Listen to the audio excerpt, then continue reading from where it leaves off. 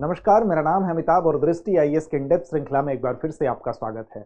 आप पीछे तस्वीरों में देख रहे होंगे, पीछे एग यानी अंडे की तस्वीर बनी हुई है। अब आप सोच रहे होंगे कि अंडे की तस्वीर क्यों बनाई गई है? क्या हम किसी व्यंजन की चर्चा करने वाले हैं? तो बिल्कुल नहीं, हम व्यंजन की नहीं चर्चा तो नहीं करेंगे, हम चर्चा करेंगे एक नियम की।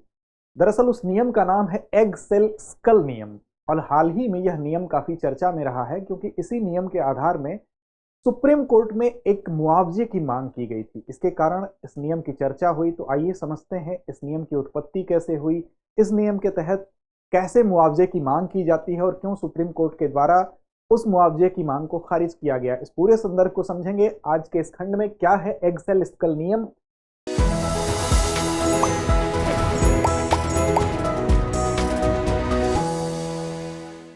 सबसे पहले बात करेंगे चर्चा के बिंदुओं की। तो बिंदुओं के अंतर्गत खबर की बात करेंगे, चर्चा में क्यों है इसको देखेंगे, साथ ही क्या है पूरा मामला, इस मामले को समझेंगे।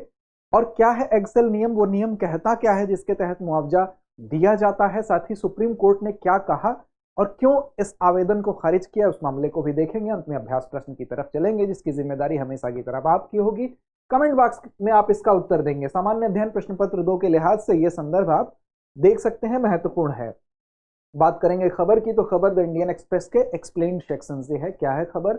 SC rejects application of egg cell skull rule in case. एक केस में सुप्रीम कोर्ट के द्वारा इस आधार पर एक आवेदन किया गया जिस आधार में एग सेल स्कल रूल का हवाला दिया गया और कहा गया कि इस आधार पर हमें मुआवजा चाहिए, लेकिन इस आवेदन को निरस्त कर दिया गया सुप्रीम कोर्ट के द्वारा, स्वीकार नहीं किया गया।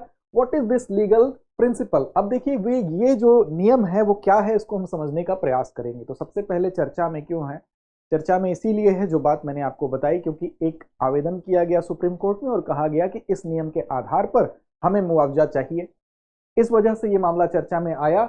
लेकिन सुप्रीम कोर्ट के द्वारा ये कहा गया कि पिछली कुछ जो कोर्टें थी, जो कंज्यूमर कोर्ट थी, कंज्यूमर फोरम था, उसमें जो है इसका जिक्र जरूर किया गया, लेकिन एक्सेल का जो रूल है, एक्सेल स्कल्प रूल है, वो यहां पर इस केस में दिखाई नहीं दे रहा है। अब ऐसे में यह समझना आवश्यक हो जाएगा कि एक्सेल रूल है क्या। इस रूल के माध्यम से कोई ऐसे नियम बनाए गए हैं कि इसमें बढ़े हुए मुआवजे की मांग की जाती है, लेकिन यहां पर यह एक्सेप्ट नहीं हुआ। तो इसी मामले को हम समझने की कोशिश करेंगे और यहां पर सुप्रीम कोर्ट के द्वारा कहा गया कि इस मामले में जो संदर्भ है बेसिकली वो मेडिकल नेग्लिजेंस का केस है, अर्थात इसमें चिकित्सकीय जो है वो यहां पर लापरवाही देखी गई है, न कि यहां पर इस केस के द्वारा, इस एग सेल स्कल्प के द्वारा, इस रूल के द्वारा आपको मुआवजा दिया जाएगा। तो ये जिला उपभोक्ता मंच का अर्थात डिस्ट्रिक्ट कंज्यूमर फोरम का यहां पर जो पुराना निर्णय था, उसी निर्णय के तहत इनको मुआवजा देने की बात एक्सेप्ट की गई। इस नए नियम के तहत इनकी जो डिमांड थी उसको फिलहाल खारिज कर दिया गया। तो इसकी वजह से ये मामला चर्चा में है। अब क्या है ये पूरा मामला? तो देखिए, मामला ये है कि हिमाचल प्रदेश में एक जगह है मंडी, और वहां की रहने वाली एक महिला थी जिनका नाम था ज्योति देवी। उनको अपेंडिक्स की दिक्कत हुई, इस वजह से वो हॉस्पिटल गई। जब वो हॉस्पिटल जाती हैं तो उसके बाद उनको हॉस्पिटल में ऑपरेशन के लिए कहा जाता है, ऑपरेशन होता है उनका। लेकिन ऑपरेशन होने के बाद भी उनके पेट में दर्द बना रहता है। लगातार 4 वर्षों तक वो कई बार हॉस्पिटल के चक्कर काटती हैं और ये दर्द बना रहता है, लेकिन उनका मर्ज पकड़ में आ नहीं रहा था। ऐसे में पीजीआई चंडीगढ़ वो पहुंचती हैं और पीजीआई चंडीगढ़ के डॉक्टरों द्वारा ये बताया जाता है कि पिछली जो सर्जरी उनकी हुई थी, उस सर्जरी के दौरान ही उनके पेट में एक निडिल रह गई है, एक विदेशी सुई है वो रह गई है, और इसी वजह से उनको ये दर्द हो रहा है। ऐसे में उनको एक दोबारा सर्जरी करवानी पड़ेगी, जिसकी वजह तब शायद वो ठीक हो पाए। तो ऐसे में वो महिला काफ़ी शॉक्ड हुई। ऐसे में इस लंबी प्रक्रिया में 4 साल में दौड़ने के दौरान उनका काफ़ी पैसा खर्च हुआ।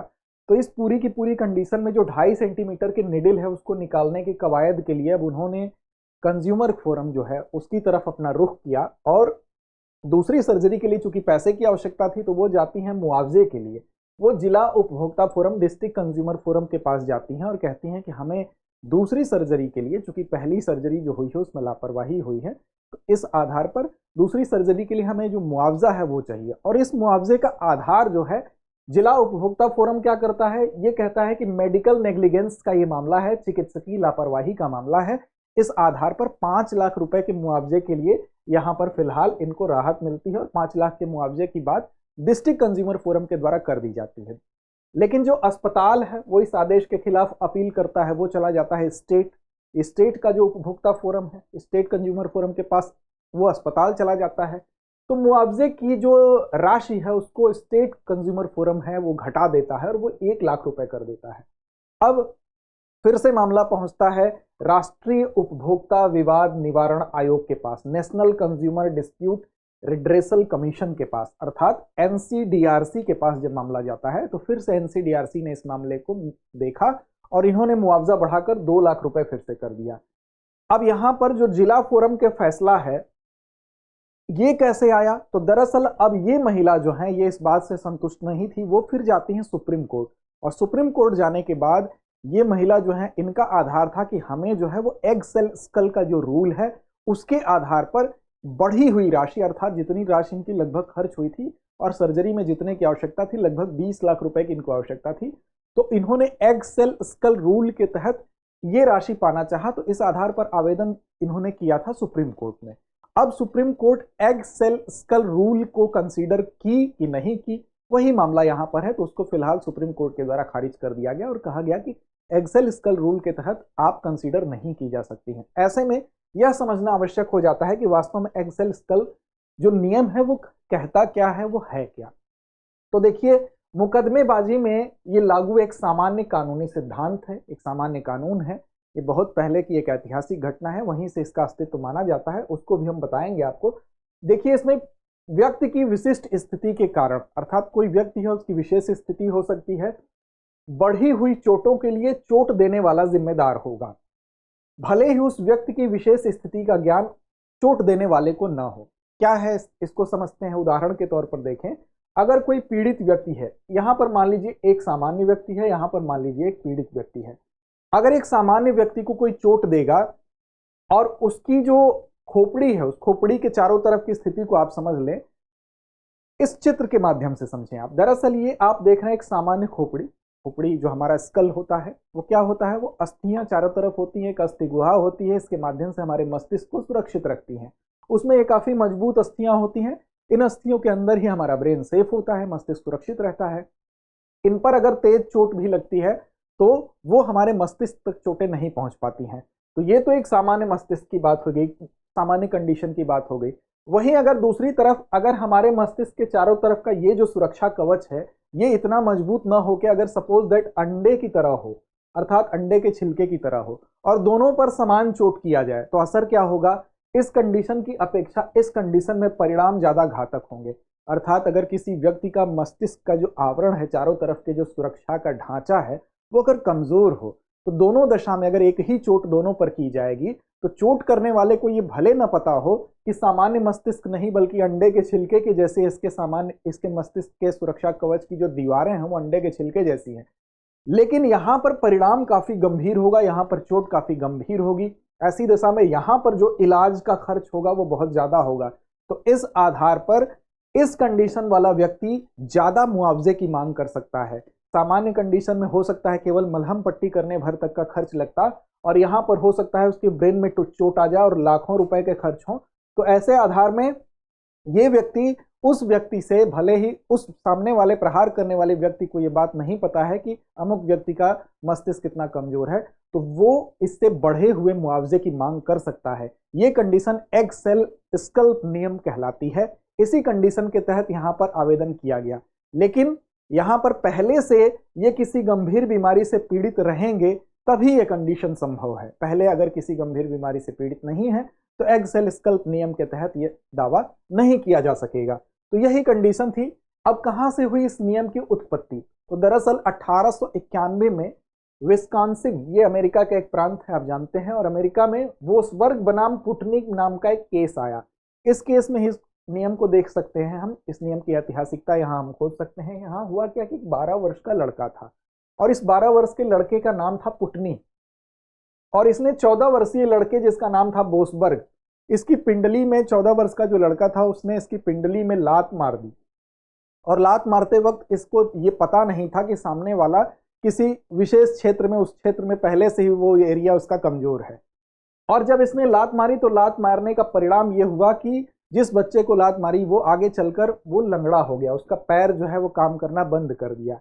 अब विस्कॉन्सिन सुप्रीम कोर्ट में जब ये मामला गया तो इस कोर्ट ने ये माना कि चोट जो लात मारने वाला व्यक्ति है उसको भले ही ये चीज पता नहीं थी, लेकिन ये जो रिजल्ट आया है, जो अगले व्यक्ति का पैर लंगड़ा, अगले बच्चे का पैर लंगड़ा हुआ है, वो लात मारने के कारण ही ये प्रॉब्लम बढ़ी है। ऐसे में न्यायमूर्ति विलियम पी लियोन ने कहा कि जो ऐसे कृत्य या ऐसे काम करने का इरादा रखता है, बाद में होने वाले नुकसान की जिम्मेदारी भी उसकी है। अर्थात अगर मैं लात मारने का इरादा रखता हूं, भले ही मुझे ये नहीं मालूम है कि अगला उस विशेष बीमारी से ग्रसित है कि मेरे लात मारने से उसको इतनी दिक्कत हो सकती है, लेकिन फिर भी अगर उसको उतनी दिक्कत होती है तो इसकी जिम्मेदारी मेरी बनेगी, मैं इसका जिम्मेदार होऊंगा आगे होने वाली सारी उसकी दिक्कतों के लिए।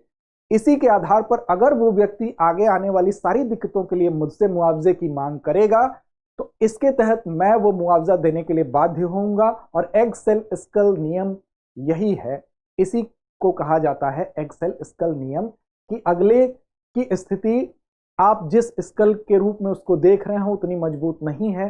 बेसिकली उसकी स्थिति तो एग के सेल की तरह है, आप जिसको स्कल समझ रहे हैं वो एग का सेल है। तो भले ही वो उस मात्रा में आप चोट पहुंचाने की उसको मंशा नहीं रखते हैं, लेकिन अगर उसकी चोट काफी गंभीर होती है तो उसका खामियाजा भुगतना आपको पड़ेगा, उसके द्वारा दावा किया गया जो मुआवजा होगा उसको आपको भरना पड़ेगा।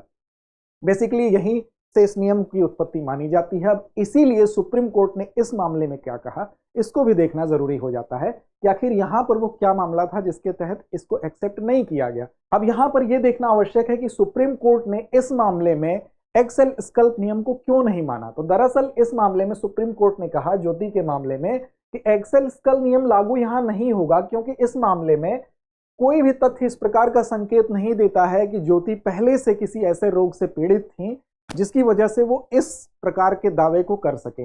ये जो मामला है ये टोटल आप देखेंगे तो ये एक प्रकार का मेडिकल नेग्लिजेंस का केस बनता है, क्योंकि यहां पर एक चिकित्सकीय लापरवाही हुई थी जिसके तहत निडिल उनके अंदर रह गई थी, और ये एग सेल स्कल का मामला बिल्कुल नहीं होगा। इसीलिए इस हेतु जो आवेदन दिया गया था उसको एक्सेप्ट सुप्रीम कोर्ट ने नहीं कहा। पहले से ही कोई कमजोरी या चिकित्सकीय स्थिति थी ज्योति के मामले में, ऐसा बिल्कुल नहीं था जिसके कारण पीड़िता को असामान्य क्षति हो, तो ये मामला यहां बिल्कुल नहीं था। इसीलिए सुप्रीम कोर्ट ने एग सेल स्कल नियम के तहत यहां पर हर्जाना देने से मना कर दिया। अंत में एक अभ्यास प्रश्न की तरफ चलेंगे जिसकी जिम्मेदारी आपकी है कमेंट बॉक्स में कमेंट करके इसका सही जवाब देने की। एग सेल स्कल नियम के विषय में दिए गए कथनों पर विचार कर सही कथन का चयन कीजिए। पहला कथन है यह मुकदमेबाजी में लागू एक सामान्य कानून सिद्धांत है। दूसरा कथन है इसके आधार पर पीड़ित द्वारा बढ़े हुए मुआवजे का दावा किया जा सकता है। आपको बताना है दोनों कथनों में से कौन सा सही है या कौन से सही है। केवल एक, केवल दो उपयुक्त, दोनों या उपयुक्त में से कोई नहीं। तो उम्मीद है आप सही और सटीक जवाब जरूर देंगे। लड़ते रहे, अपने लक्ष्य की ओर बढ़ते रहे। डियर व्यूअर्स, अपने एग्जाम की तैयारी को और बेहतर करने के लिए हमारे चैनल को लाइक, शेयर और सब्सक्राइब करना न भूलें।